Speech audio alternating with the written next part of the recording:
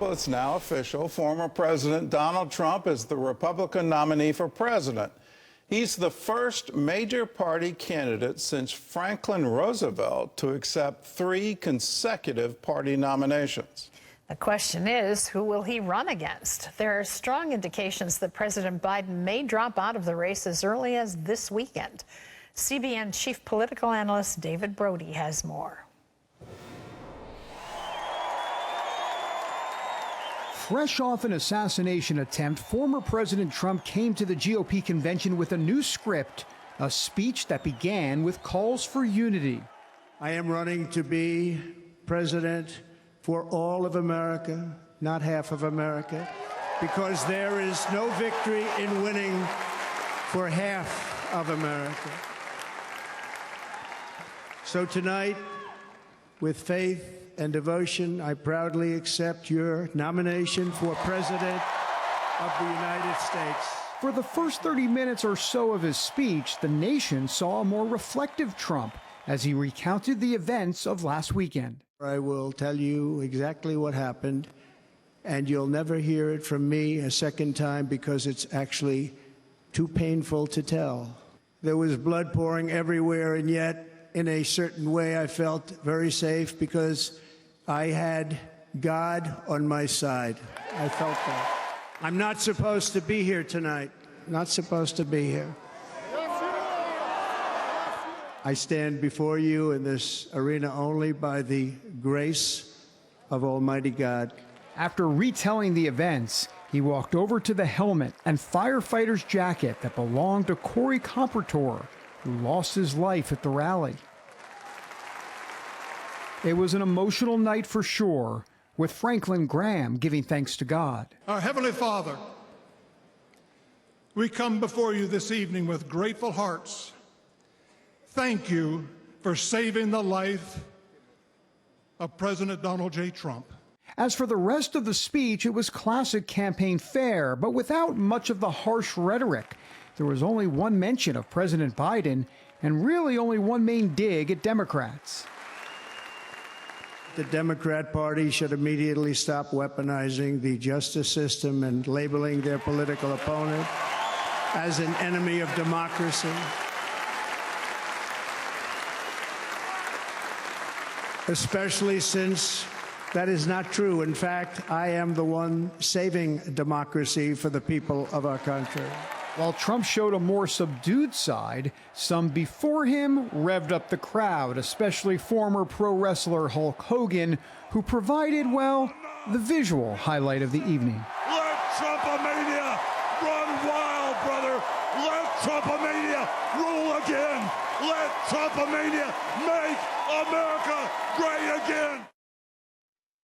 And speaking of wrestling, Gordon, it looks like Democrats are going to try to wrestle the nomination from President Biden. The latest, of course, now Barack Obama telling close associates that Biden's chances are greatly diminished. So you have that, plus the fact that veteran political journalist Mark Halpern, who is very well connected, says that Biden will, at this point, resign from the campaign this weekend. We'll see if that comes true. Gordon?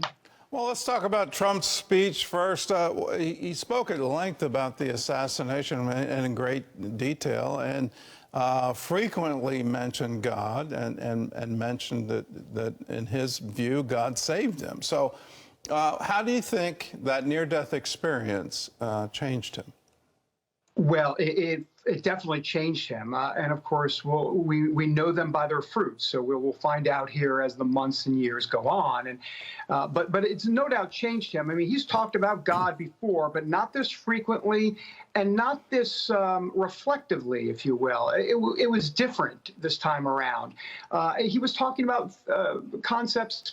Listen to me about concepts, but loyalty, gratitude, thankfulness. I mean, we heard these words out of Donald Trump's mouth. We really haven't heard much of that, if at all, on the campaign trail, but it was all in that speech because he rewrote the speech. So I think the biggest line from the speech that really kind of set the tone of where his heart is at right now is that he said, I shouldn't even be here. And the crowd was chanting, yes, you should be here. You know, yes, you are. Yes, you are. And he said, no, I really shouldn't. A quarter of an inch could make a big difference in not just the life of this nation, but really about Donald Trump, actually.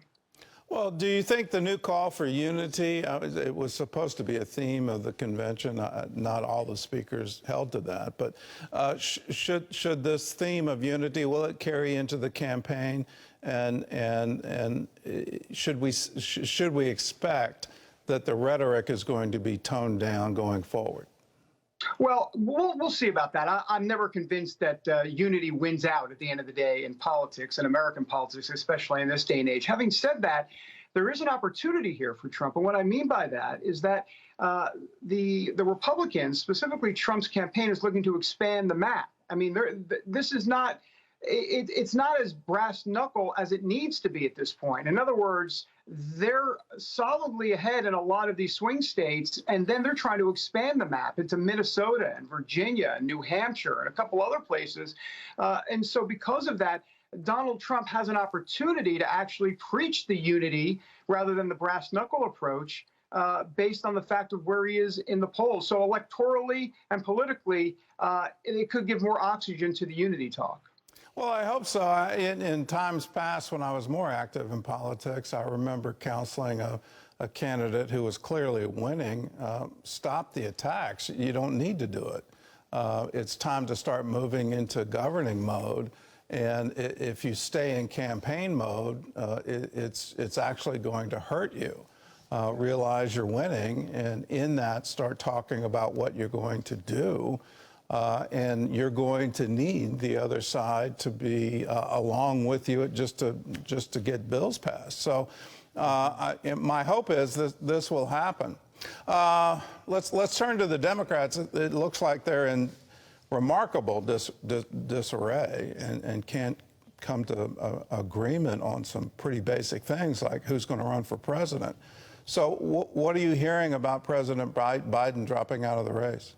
It's just a matter of time at this point. The Democrats and America have kind of come to the conclusion, not so much the Democrats, but definitely Americans, that the emperor has no clothes. It's one of those situations. And for the Democrats, this is clearly the worst case scenario. So we're now at a point where we're looking at days, not weeks here. I think it could happen potentially this weekend, but definitely within the next week, because remember, what happens in Washington, Gordon, is the stories start to leak about Nancy Pelosi and Barack Obama and Chuck Schumer and Hakeem Jeffries all basically saying, they've been telling Biden to get out of the race. Well, soon those leaked stories become public comments. And what the last thing the Democrats need is Schumer and Pelosi and Hakeem Jeffries to go to the microphones and actually make public comments, which could come next week if indeed he doesn't get out.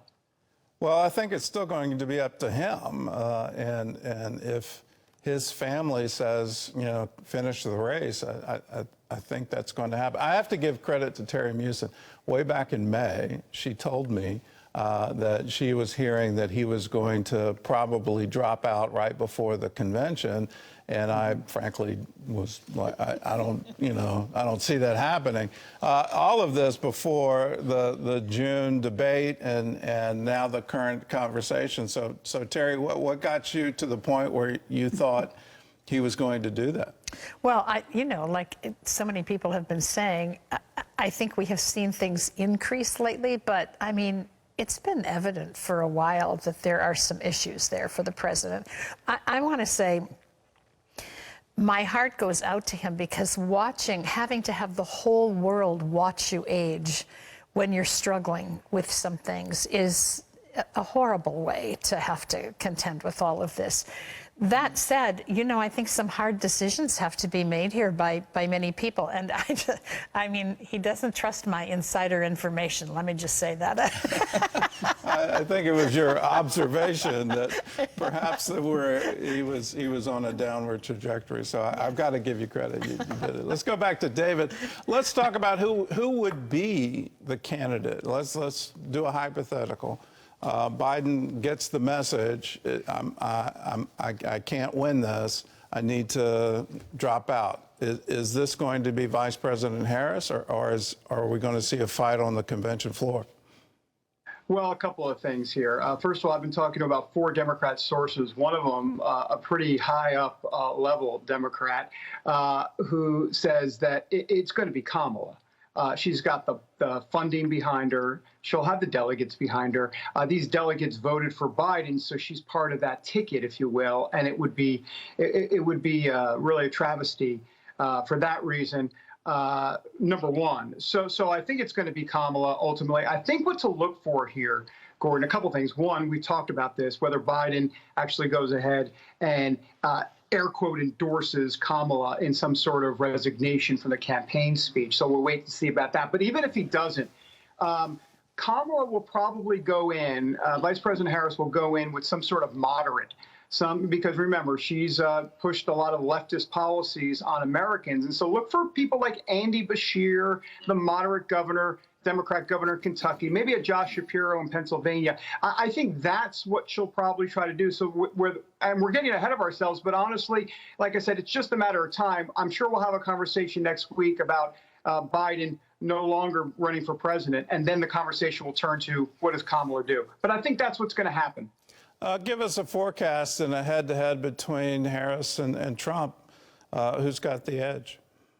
Well, it's no doubt Donald Trump has the edge because the problem here and what many Democrats argue is that Harris is clearly tied to Biden. So remember, this really ultimately, I know we talk about Harris and Biden and debate performances and this and that, but ultimately the tide was already turning against Biden based on a lot of the policies, a lot of the substance that has not gone in his direction, whether it be everything back from Afghanistan to inflation, the economy, immigration. It was already all there.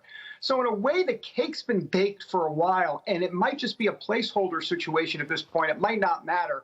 And as for other people getting in against Kamala Harris, why would they do it, Gordon? Because right now, Donald Trump is in a potential to have a landslide victory, not just a close one. Why would any Democrat want to put themselves out there for that? Oh, that's a good point.